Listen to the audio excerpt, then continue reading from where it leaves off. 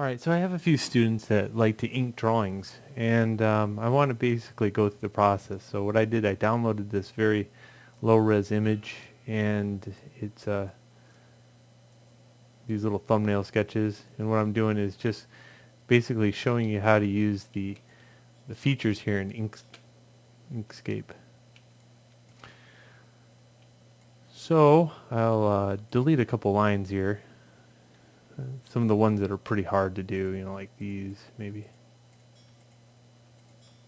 That's how confident I feel. I just put those right back. Now, I would highly suggest, like if you're trying to learn this program, go download some really old drawing or something really pixelated to practice on. You won't have any buy-in that way. You'll get used to it, and then when you're doing it on your own drawing, it doesn't feel so bad. You know what I mean? Like, because you got a little bit of knowledge behind you as far as the tools are concerned. There's two things here. We got a freehand tool and a draw Bezier tool. I'll show you the features of each over here.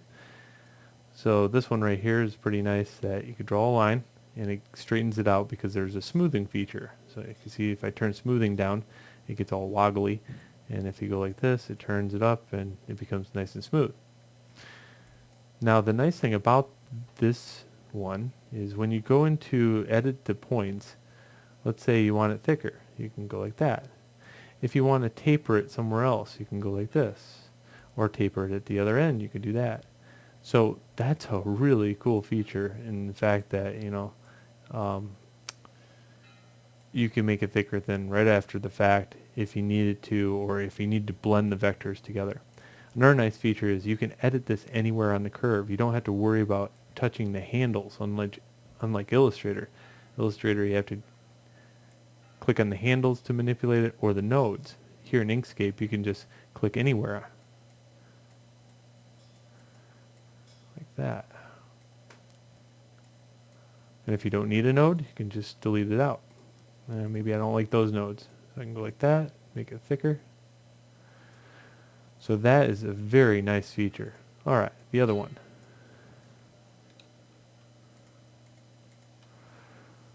So this one I use for the major outline. I'll hit enter. And again, you can take the nodes, but you can edit it anywhere on the line, or you can edit the handles. And you can, let's say, smooth out a handle just by going like that. And again, you can delete those handles out. If you need to make this one thicker, you can go over here. And because I have a nice little feature on called Use Last Style, which is under, here's a fast way to get to it. Double click on this, and you can say, under the pen tool, Use Last Style. Okay. Now let's put some of these lines back in. Now I'm not sure what the style was on this line, but I want to keep it, so 2.4. So I'll go like this.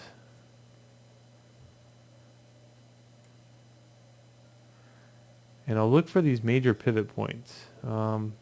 I could consider that a pivot point right there. Go like that. And I'm not really trying too hard here. I'm just basically putting some in. If I want to get rid of them, I can. So that was 2.4. I'll just change that to 2.4. And I'll just type that in. Alright, so let's manipulate that. Let's go like this.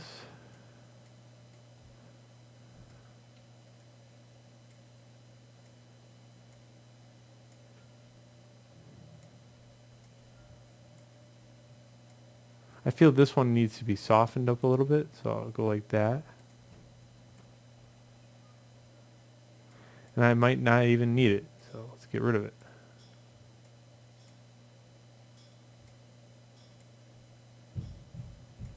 That looks a lot better.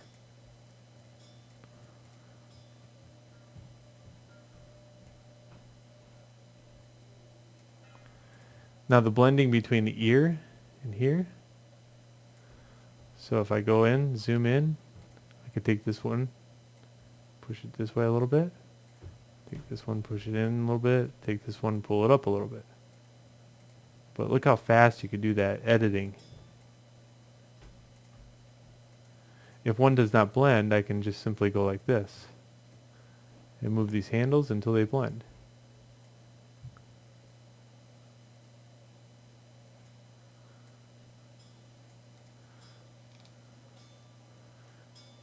Okay, let's look at that eye. And I see that lips can change a little bit here. Just like that.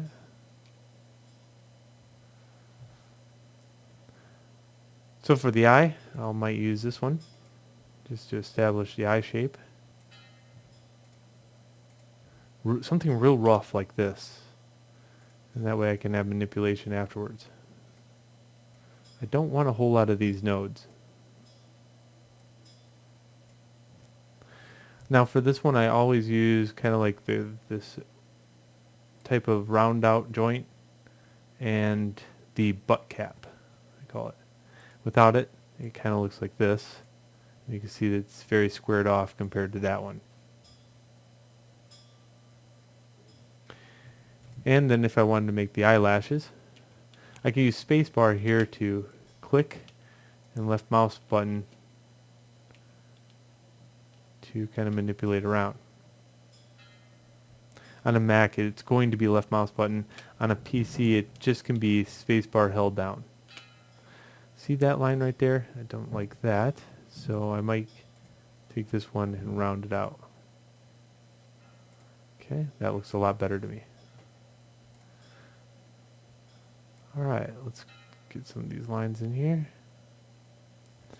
Again, I'm not paying too much attention to these, I'm just drawing some in.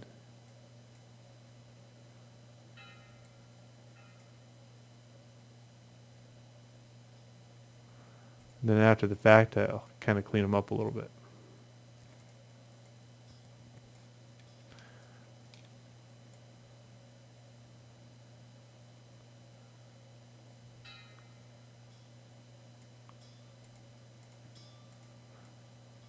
And it could be many factors of moving different ones around until I'm happy with it. Again, I would say if you are ever in doubt about this program, you should try Illustrator and trying to ink. And tell me how you like these little handles, because they don't have them. In fact, I can kind of show you that. Here's Illustrator. Here's my path. And here's my direct path tool. And you can see I can't manipulate this in any way, shape, or form right here. There's a bending tool, but it's very inaccurate. And as far as like the ends are concerned, I could get a tapered look, but you would never be able to manipulate the end taper. Alright, so that should give you an idea on how to do it. I mean, it's just a repeat of it over and over again that makes up the drawing. But, Hi, I'm Beth, and I'm going to teach you how to draw a cartoon dragon. Alright, and we start out with the head. Draw the lower part of the head first, the nose, jaw area, followed by the upper part, and always leave room for the spikes. And now we are adding the spikes, which you draw one in the middle of the head, and because the head is angled, it's a little bit farther to the left. And now the eyes, which you can draw however you want, dots or whatever, and the nostrils, which should be little slits. Now we draw the belly, which is sort of like a swoop, like half a pear.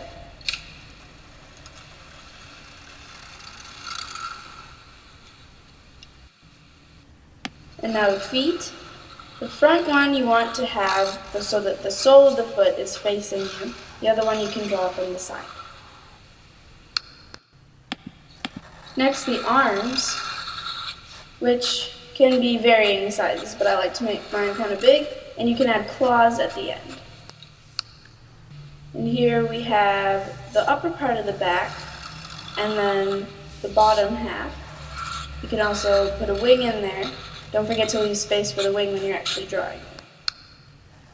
Right, and the tail is probably the most tricky part. You gotta draw it so it's laying on the ground in a swoop, and then back up and it's overlapping, then connect the tail to the rest of the body. Lastly, we have the spikes, which you draw along the tail, and as the tail curves around, you gotta draw the spikes in the opposite direction. We are drawing the head first, starting with the jaw, nose area, then the upper head part. Not drawing it all the way, so we leave room for the spikes.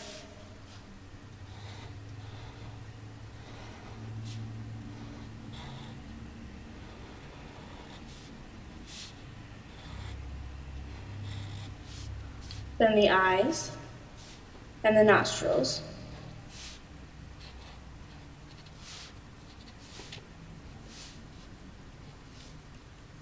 Then the belly. Stopping so we have room for the feet. The front one facing with the base of the foot toward you, and then the side of the foot for the other one.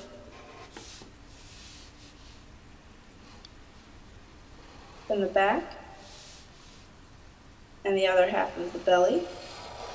Arms with the fingers or claws.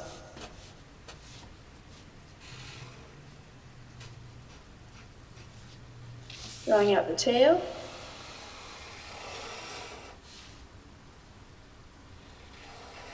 And the wing.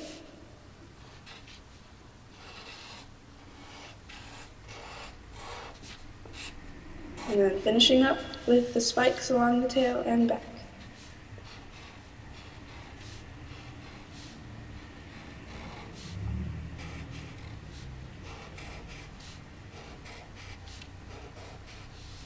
Ta-da!